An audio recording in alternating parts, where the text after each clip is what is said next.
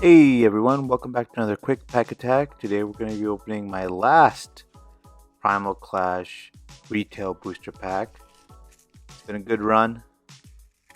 Well, not really. Might actually be the worst run ever. But it is the last pack, so let's enjoy it.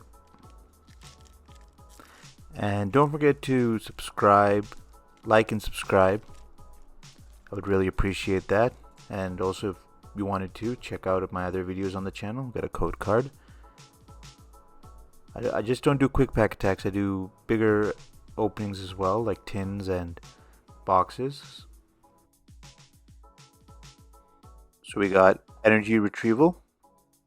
Oh, just gotta adjust something here. And we got grow wheel. Energy, special energy. Nose pass. Volbeat. Spinda. Mudkip. Feebas. Reverse Hollow Vulpix.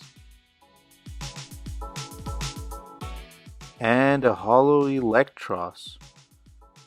Very nice. Perfect way to end this Primal Clash run. Thank you everyone for watching, and please don't forget to like and subscribe. Have a great day.